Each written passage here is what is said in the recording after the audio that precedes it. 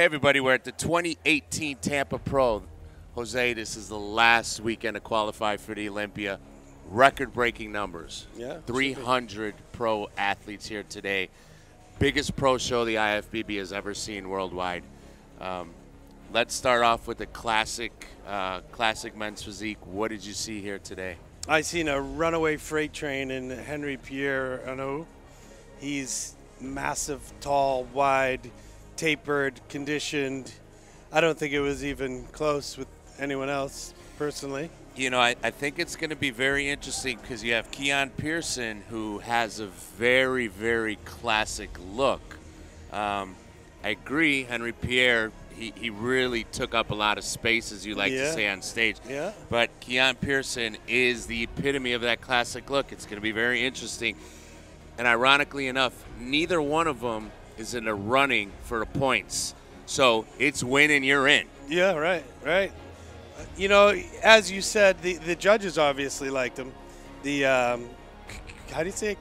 Keon. Yeah, he has that Terrence Ruffin sort of look to him. Correct. And I believe Terrence either helped him or influenced him in his posing. He's very similar way about him. Looked great. Could be more conditioned. Could be a little wider. Right. A little narrow in the clavicle. Yeah, and that kind of threw things off, particularly standing next to Henry. Right. And Henry nailed this condition. Yes, he did. Henry had pretty much everything. So my personal opinion, I would go with Henry. I don't know what the judges are doing. And who was the third place? Was that Lowe? You know, you had Jason Lowe and Brian Martinez. Again, two other guys who were the very mustache classic. connection. Those guys. Correct. Yeah. His color was really off. Yeah, I told him that. He could have been fuller. But again, very classic look. Yeah. Very, very polished, structured posing. Yeah. Presentation was on point. Again, like Keon Pearson, the presentation is something that's really starting to take form in his classic physique division. Yeah. It'll be interesting. I think when the physiques are that tight and it comes down to a judgment call, then that's where it could really make a difference with the posing. I personally had Lowe in the third position due to his completeness and his conditioning. He was polished. His color was perfect. And he did display himself very well. I wouldn't even have a problem with him going into second place. Yeah. Just because he was so polished. Yeah. But the Keon guy, he has great genetics, and he's going to be special. I'm just not sure it's today. It's gonna be really tight. I'd be interested to see the scorecards. Yeah, me too. I have to correct myself. I have to double check for tonight. I do believe the only person who could still be in if they finish second is Henry Pierre. I have to double check that. You get 8 points. He has I think few he's at points. 3 or 4 right now. Yeah. That would put him at 11 or 12. I don't remember if 12 or 13 is the third place right now. We will get you that information tonight. But again, it is a tight race. It's what we want to see in the last week, well, isn't it? That's what's making it exciting. That's why there's so many people here. Absolutely. Now we go on to the 212. Jose, last year here, the 212 was exciting because you had a whirlwind kid come in here, steal the show. Other than that, him and the second place guy, Jacob Wilson, they were the only two conditioned. Today, almost the entire 212 lineup. I was writing notes. Hard condition, hard condition, hard condition was the theme of the day. Yeah. How do you separate when you have that many guys that come in that condition? That seems to be your class's calling card. How are you differentiating that? Well, you can't get on a 212 stage unless you're conditioned. What's happening, there's so many different physiques. From the way they had it set up, the top three couldn't have been more different. You had the short, stocky Nicholas, who apparently is going to win. I'd be willing to bet my house on it. I think he's got it. He's so thick. He's the freaky kind of guy. Right. Missing lower lats. Yeah, he's missing quite a bit when you break it down. Yeah. And, you know, I love the kid. I love his physique. I love everything about him. He's a gentleman. He's going to get exposed on the Olympia stage if he shows up like that. Looks like a lot of body parts, if I'm right. A lot of good body parts. There's not a lot of flow. Yeah, I'm not sure what to put my – it's like he has shorter arms than someone his height. Shorter legs, someone his height, but they're massive. Right. You know, and some of his posing needs to be fixed. He can't hit a side tricep yet. Yeah. His front double, he does it twisted because he's short. You know, there's some things he can fix. And I think the long flight definitely affected him as well. He wasn't quite as dry as I thought I would see him be. I think another thing I'd like to see is a little more enthusiasm. Yeah. He kind of just stands there until they call the pose. Yeah. And he's not up big.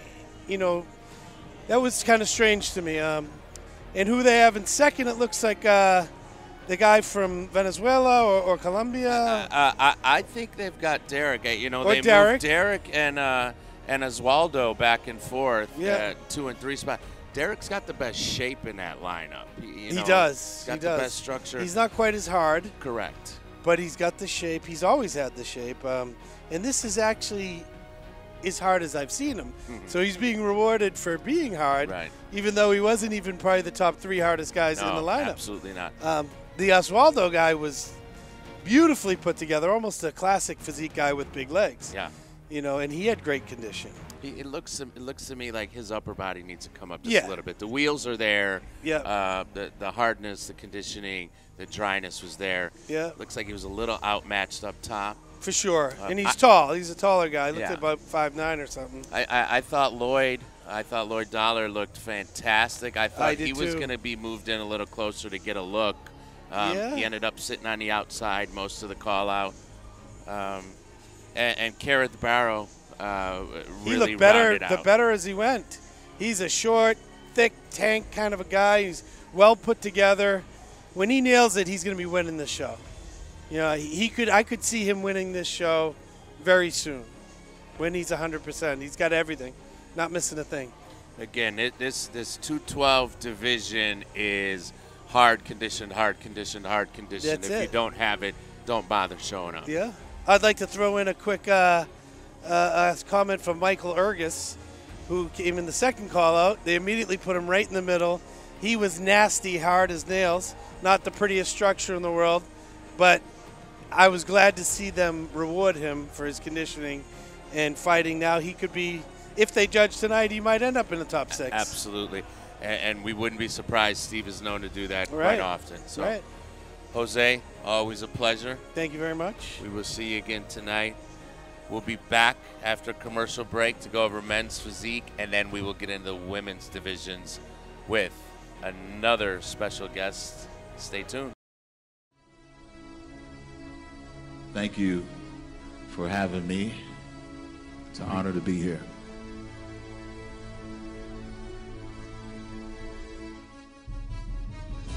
We all have a story. We all have pain. We all have things in life that's going to be taken away from us without our control. But I just didn't give up. That no matter what, I was going to end up finishing the race that I started. Hey everybody, we're back with prejudging wrap-up here at the 2018 Tampa Pro alongside co-host Janine Pinder. Thanks for joining us. Thank you for having me. Absolutely. Guys, we'll touch on a men's physique quick. It was a lot of athletes out there, not the strongest lineup, especially considering it's the last weekend to qualify. But, it's what happens sometimes when a lot of the top guys already qualified. I think the only person that is actually going to be qualified because of this show is Kali Cordy. He was a guy who needed to finish in the top 5. It looks like he's going to be 3rd or 4th. If that stays as is, congratulations, Kali Cordy. You're going to the Olympia. Jamie, let's get right to the women's physique. Great. Wow, there was a lot of women out there. Big show. The girls came out in force. It was every class was competitive today. Women's physique, we had what, about 32, 34 women, and then over 50 in figure. Unbelievable. And they all brought it. Absolutely. What did you see in women's physique today? It was very interesting, the call-outs. I thought there was 1 or 2 of the girls that would have been in first call-outs that weren't. There were one or two that I thought would have been second or third. And there was some girls that I saw in that first call out that I would have liked to see be placed a little bit higher in that call out. And one of them was Janine Feldman. I felt like they put her right to the end, and they didn't really move her to the center at all, but she had this nice round muscle bellies, nice and full. Her conditioning was right on point, not too striated, but just nailed it perfectly. And, I would have liked to see her more in stage presence as well. She really was flowing through her poses, which I think oftentimes is starting to be a lost art. You can really tell the difference in your division, women's physique. The girls who put in the time and look polished, as opposed to the ones that are just hitting the pose, transition, hitting the pose, transition. Right. She did a fantastic job. Yeah, presentation was key there. I really actually liked Evelina. She was one of my favorites today. Yep. Do I think that she would have been first place? I don't know. I think she's in between that first and second place. But I have to say that I think that Autumn's package is just more complete. It's nice to see. We talk about Autumn Swanson. She's been a champion, 2016 Arnold champion, top 5 her first year at the Olympia a few years ago. She's been on a slide now the last 2 years. Hasn't been able to repeat what she did a few years ago. She's getting a lot closer. Yes, this was the best we've seen her in probably 2 years. Yep. Not back to her old self yet, but well on the way. Right. I think it was enough to win today. I think so, too. I think she's got it. I think that what she has above Evelina is she has more of a full package, where I believe that Evelina, she just had a little bit too leg dominant, a little bit too glute dominant. We like to try and think that you can never have too many glutes, but I feel like it kind of overshadowed her upper body a little bit. Yep. But I feel like with Autumn, you look at her and you just see symmetry. Yeah, and you see that complete package. Absolutely. And Autumn's, I have to say, her conditioning, I actually saw her last night, and she was, holding a little bit of water, and it was kind of iffy how she would look today. And I saw her first thing this morning, and she was nice and crisp, and just that perfect amount of conditioning for women's physique. I really like to see that they weren't going with those girls who were gnarly shredded and had those really deep striations in their glutes.